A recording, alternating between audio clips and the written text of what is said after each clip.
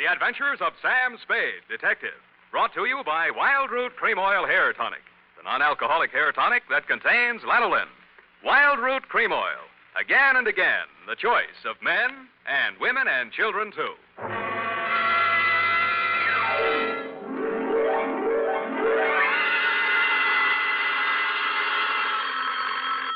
Sam Spade Detective Agency. Me, sweetheart. Oh, Sam! It must be telepathy. I was just thinking of you.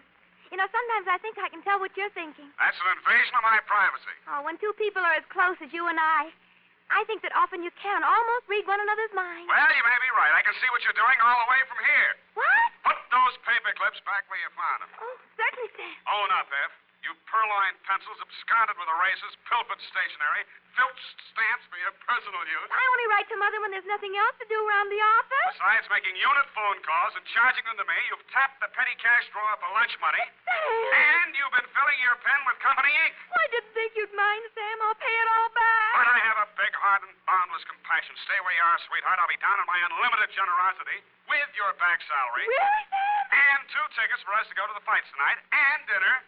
And last, but by no means least, my stirring and vivid report on the Prodigal Daughter caper.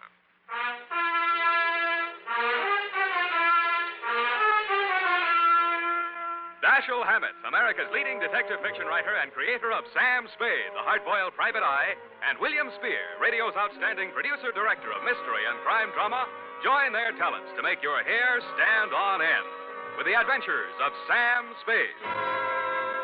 Presented by the makers of Wild Root Cream Oil for the hair. Here's a smart resolution to make. First day back on the job after your summer vacation. From now on, every single day, I'm going to pay special attention to the way I look. I'm going to use Wild Root Cream Oil Hair Tonic. Yes, folks, smart's the word for that resolution. For Wild Root Cream Oil grooms your hair neatly and naturally, relieves dryness, and removes loose dandruff. It helps give you that successful look that's so important to getting ahead. So, if you've never tried Wild Root Cream Oil, get the 25-cent get-acquainted bottle. Wild Root Cream Oil Hair Tonic. Again and again, the choice of men and women and children, too. And now, with Howard Duff starring as Spade, Wild Root brings to the air the greatest private detective of them all in the Adventures of Sam Spade.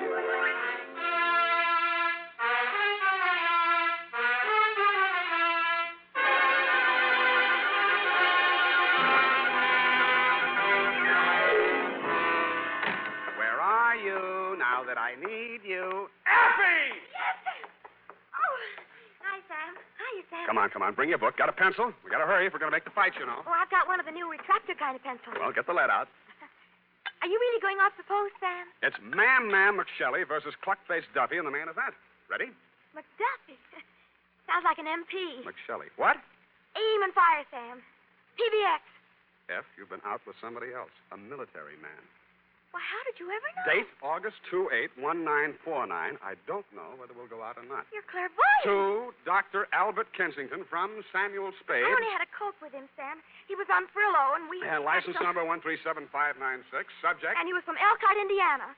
And I used to live in Pleasant Lake, and... Down! We had so much to... Down, Effie. Subject, Helen Scully of the Prodigal Daughter. A coke yet. Dear Doctor, everyone in San Francisco knows the castle-type hill house that Caspar Scully lived in, even if they didn't know him. When I got there was an all-black 49 convertible in the driveway, and slightly smaller, same color, a Russian wolfhound wearing a spiked collar and expression to match. He broke his chain when he saw me and ran in the back of the house. That should have told me something, but I plunged the doorbell and was admitted by a butler named Stanley, who left me standing in a draft in the library looking at a cold television set. I pulled up my coat collar, took a plant in front of the fireplace, and lit a cigarette. Pretty soon, things started. A blonde girl in a yellow suit was having a one-sided argument with a gray-haired man in a gray suit. Nobody paid any attention to me. That stuff about how you forbid it and it can't go on. Well, let me tell you, it can go on just as long as I want it to. And there's nothing you can do about it, so don't, whatever you do, try to interfere. Oh, stop it. That hurt look again. I've seen it too often, and I'm sick of it. Do you hear me? I'm sick of it.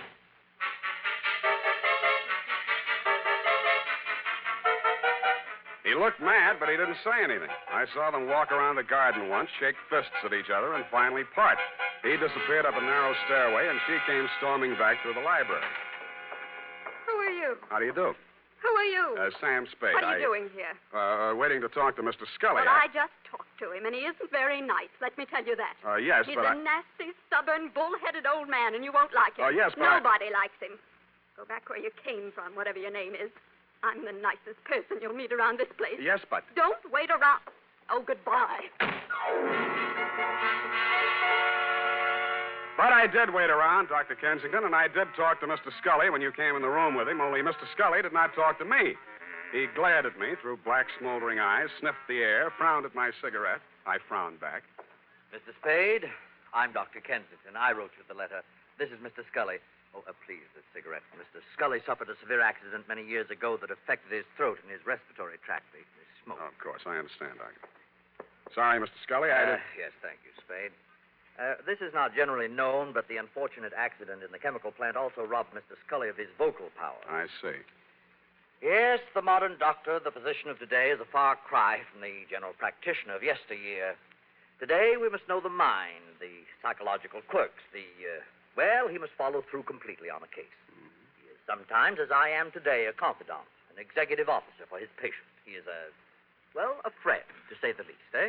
Oh, yes, to say the least. Eh?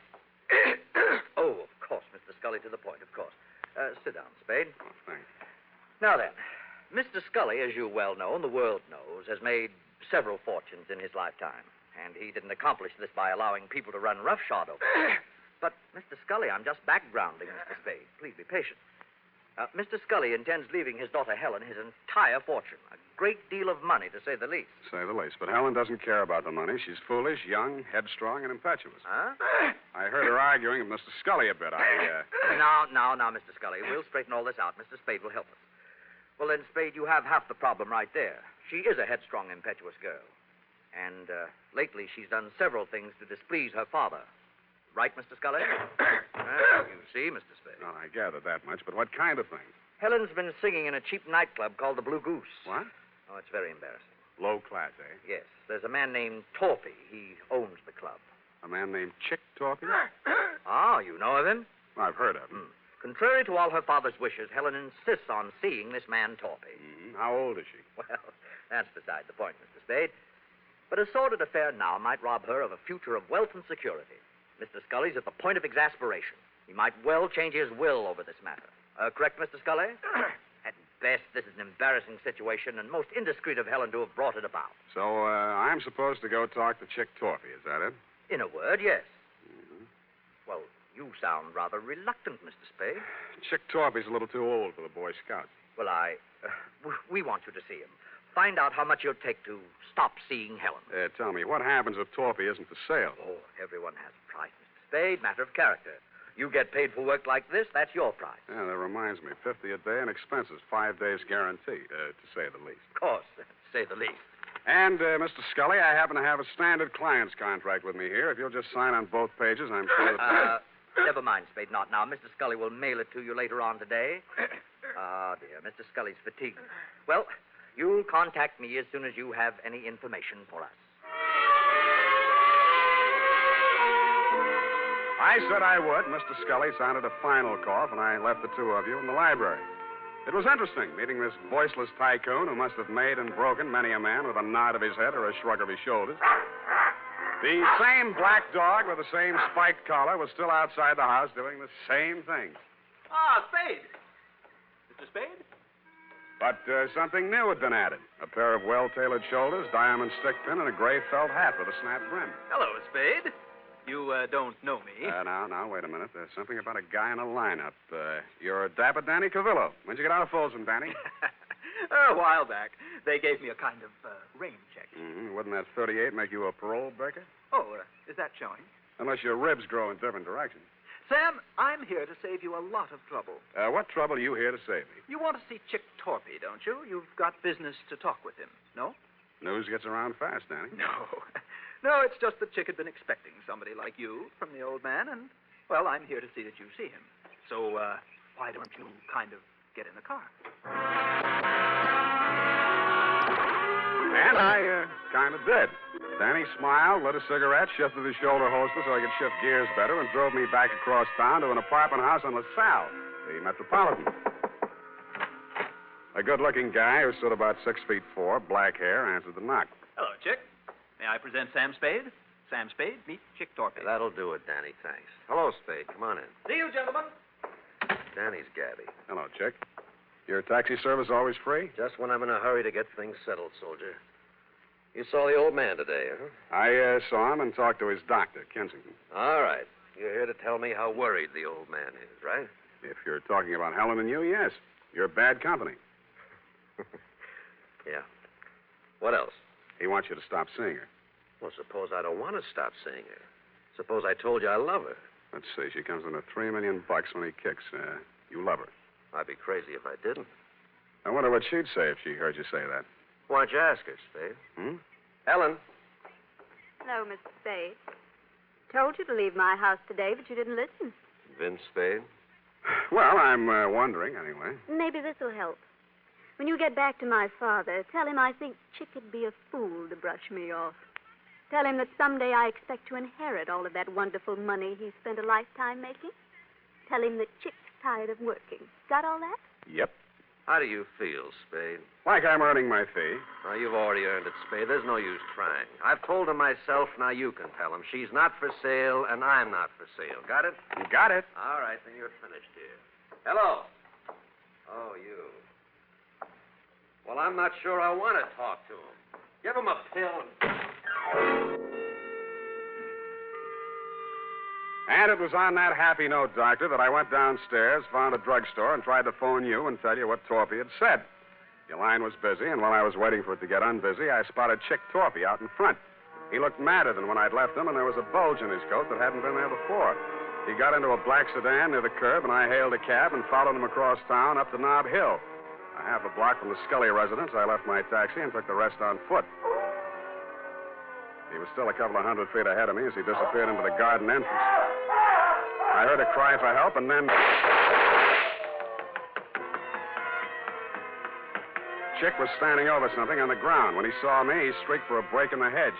I stopped long enough to have a look at the body he'd left. My client. He still had gray hair, and he was still wearing the gray suit, but half his face had been shot away.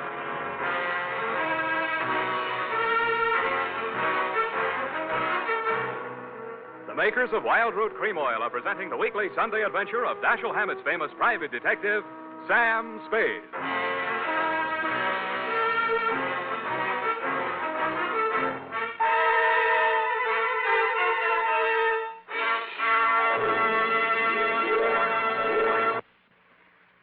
Remember, non-alcoholic Wild Root Cream Oil contains lanolin. It grooms the hair naturally, relieves dryness, and removes loose, ugly dandruff. So if you want your hair to be more attractive than ever before, get the generous new 25-cent size of Wild Root Cream Oil, America's leading hair tonic, on sale at all drug and toilet goods counters. It's also available in larger economy bottles and the handy new tube. By the way, smart girls use Wild Root Cream Oil, too, and mothers say it's grand for training children's hair. Get Wild Root Cream Oil. Again and again, the choice of men and women and children, too.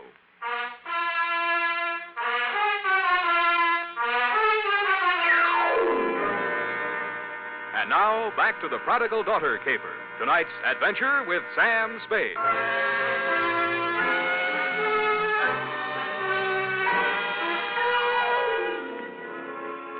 My 5-day contract arrived in the morning mail signed by Casper Scully. The headlines were no surprise. Chick Torpy sought in shooting of multimillionaire. Item: ballistics matched up slugs taken from body with weapon owned and licensed to one Chick Torpy. And item: because of a city ordinance regarding disposition, the body of Casper Scully, found off the immediate premises of his home, had been removed to the city morgue and would remain there until claimed by nearest of kin.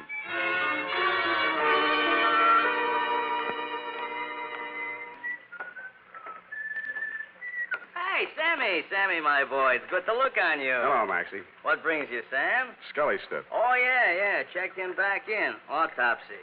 Were you in with this, Sam? Do you know Scully? Just met him yesterday.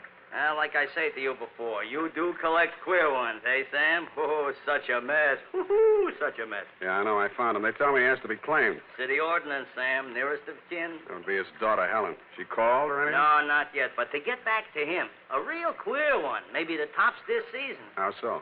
Barbarianism, Sam. That's what it is. The world is moving backwards. You can get deader than dead. Huh? You'd think the slugs in his chest would be enough, but no. 4 also in the head, too. Kill him twice. Say it again, Maxie. You mean that... Twice, Sammy. In the chest, maybe 20 to 30 hours ago. In the head, maybe 12 hours later. You see what I mean? I saw what he meant.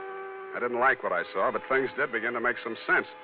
From the morgue, I phoned the Chronicle office, confirmed that Scully did suffer from a throat ailment, was publicity shy, was never interviewed or photographed for that reason. I asked them if they had a specimen of his handwriting by any chance, and they did. I had it sent to me by special messenger, and the signature, compared to the one of my 5-day contract with Mr. Scully, made interesting reading. But what was even more interesting was a DOA Maxie was ushering in. As I was saying, Sam, it's awful the way these homicides are turning up nowadays. In gray suits, it's fashionable now. Hey. What's the matter, Sam? You know him? Yeah, I know him. What's it say? The toe tag says unidentified, accidental drowning. Found off Pier 14, time 8:15 this a.m. Accidental drowning. You don't think so? Why do you think he's dead? I think he's dead because he didn't cough when the doctor asked him to.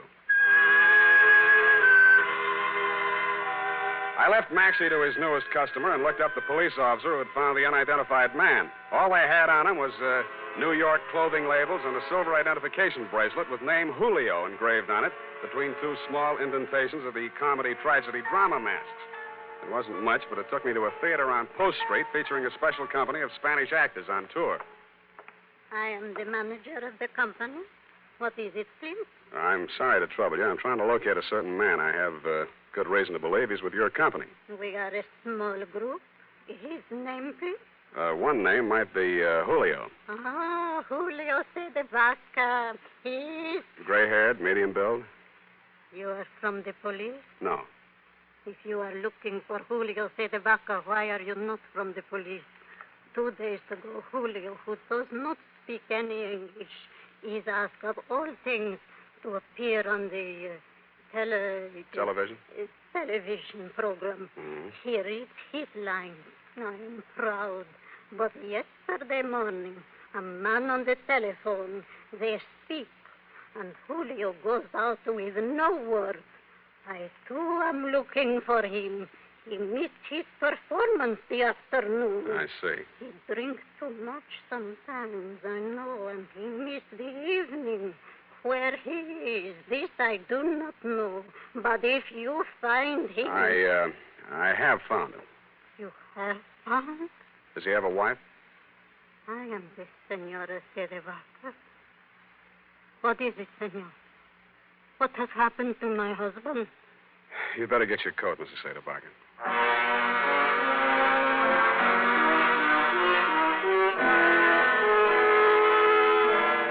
I went back to the morgue with Mrs. Saderbaka, doctor, and after that I went over to the Blue Goose Club.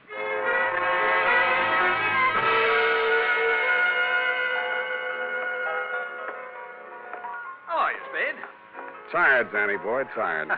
Well, come on in and relax. Nice place. You run it for Chick? When he's away. Seen Chick lately? 2 sets of cops, 3 reporters have been here asking the same question already this morning. What are you trying to prove? Chick's in trouble. You're his partner. Uh-huh. Now, he got himself into this one, Spade.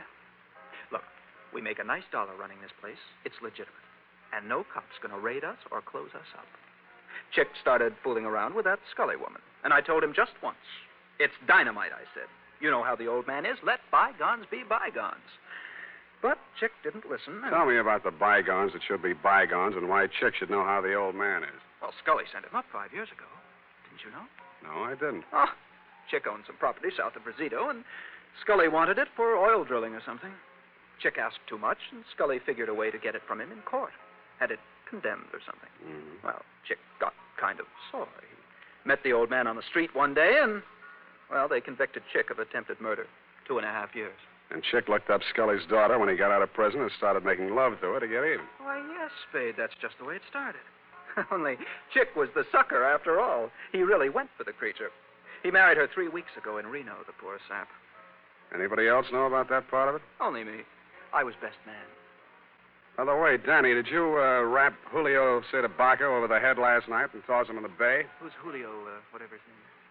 An actor who happened to look something like Old Man Scully, enough like him to keep his mouth closed when I was there, but who might want to open it later. I don't know what you're talking about, Spade. Didn't think you would. But I don't like it. Yeah, boss. Timmy? Joe? Yeah. Throw this bum out. I'm sick of looking at him. Get out.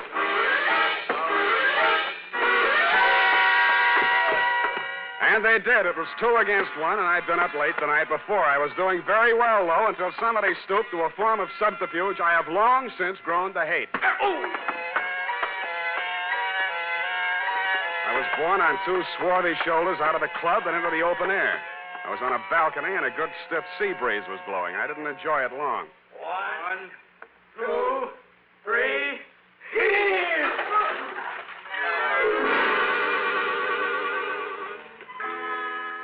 The water was cold but refreshing, and I managed to swim the 5 feet to shore. And that was my limit. I hung onto a slippery piling which supported the Blue Goose above me and partially hid the antechamber in front of me. It had been a wine cellar once and a loading dock, I suspected, during Prohibition. This time it was a hideout. Keep your hands up, Spade. Close the door. Chick, please. Keep out of this, Helen. You're crazy, Thorpe. You got this all wrong. Mr. Spade, right, Chick. There's probably a $5,000 reward out for me right now. They want me dead or alive, and you're here to tell me how wrong I am. Well, it'll be dead, Spade. They'll never take me, and you aren't going to. Listen to reason. I've listened to all the reason I'm going to listen to. From now on, I'm doing things my way. I got nothing to lose now. I'm getting out of here. So long, baby. Could have been great. He leaned over to kiss her goodbye, and that is when I rediscovered that my wet revolver, even though it wouldn't fire, still had plenty of power left. Mr. Spade, thank you. Thanks for doing that.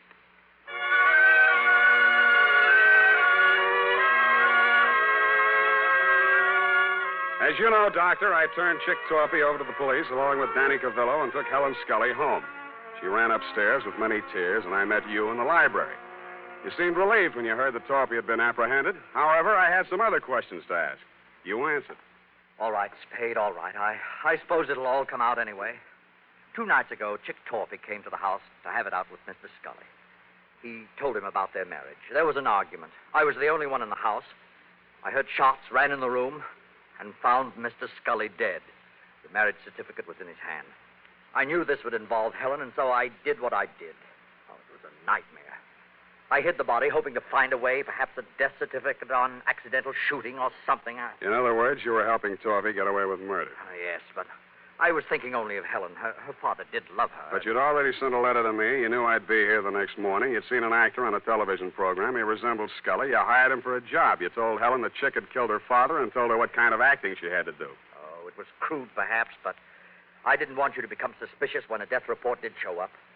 I intended to hire you and fire you. Only it didn't work out. I followed Torpy here and found the body. Oh, I've been such a fool, Spade. Helping a man get away with murder, I want to confess it all. I suppose this will make me an accessory to murder. Not exactly. You mean there's a way out? There's a way out, and you were going to take it. What? I was over to your apartment before I came here. You're all moved out. The doorman tells me your luggage has been at the station all morning. What'd you do? Came here to rifle the safe? No, see, here, Spade. Stop it. You were waiting around to see if they took Torpy dead or alive. Dead, he couldn't talk, and you'd be okay. Alive, you're ready to blow town. You bumped Scully. No. Get back there. Then you did your best to hang it on a Chick. Helen thought he really did it and played along with you.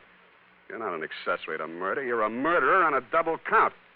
That actor was knocked on the head before he drowned. Oh, just a minute, Spade. This can be fixed if you... Shut up!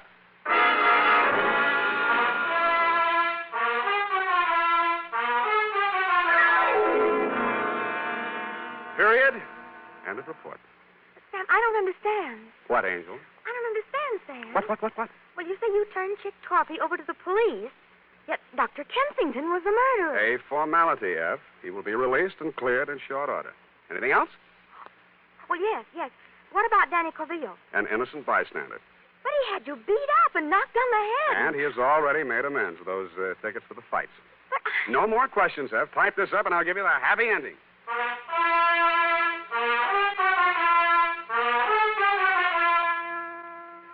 And now, listen to this. School days will soon be here, mothers. To make sure Junior's hair is always neat and well-groomed, get after those cowlicks and stray strands with Wild Root Cream Oil, the famous hair tonic that grooms the hair neatly and naturally, relieves dryness, and removes loose, ugly dandruff. And remind Dad to ask his barber for a professional application of Wild Root Cream Oil Hair Tonic.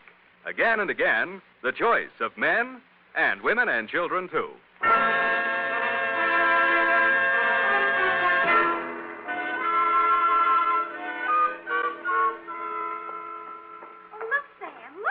What is it? Look, Sam, look. What is it? Look, Sam, look. All right, I shall rephrase the question. What?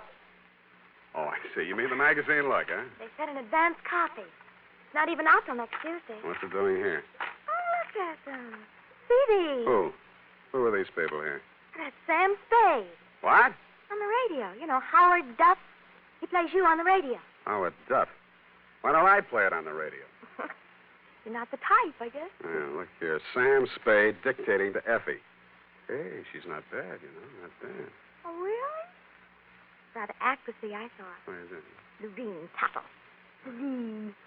The name is so actressy. As Bill Spier, Spade producer, gives final instructions. Look at him. He has 9 o'clock shadow. Well, come on. Let's get out of here. Go to the fight. Oh, Sam. Then I can't say it. Say what? Well, if you're taking me to the fights, I can't very well leave and say goodnight, Sam, can I? Well, you can try. It's expected, you know. All right. Good night, Sam. Grins. Good night, sweetheart.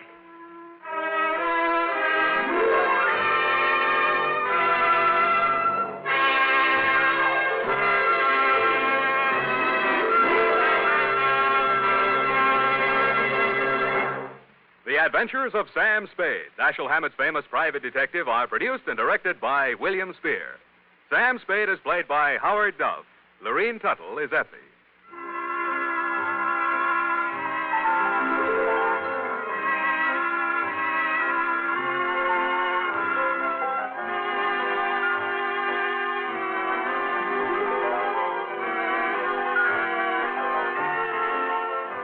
Tonight's adventure with Sam Spade was written for radio by E. Jack Newman. Musical direction by Lud Gluskin, with score composed by Pierre and Renee Garrigank. Join us again next Sunday when author Dashiell Hammett and producer William Spier join forces for another adventure with Sam Spade. Brought to you by Wild Root Cream Oil. Again and again, the choice of men and women and children, too. This is Dick Joy reminding you to get Wild Root Cream Oil, Charlie. It keeps her hair in trim. You see, it's non-alcoholic, Charlie. It's made with soothing lanolin. You better get Wild Root Cream Oil, Charlie. Start using it today. You'll find that you will have a tough time, Charlie. Keeping all the gals away. Hiya, Charlie. Get Wild Root right away.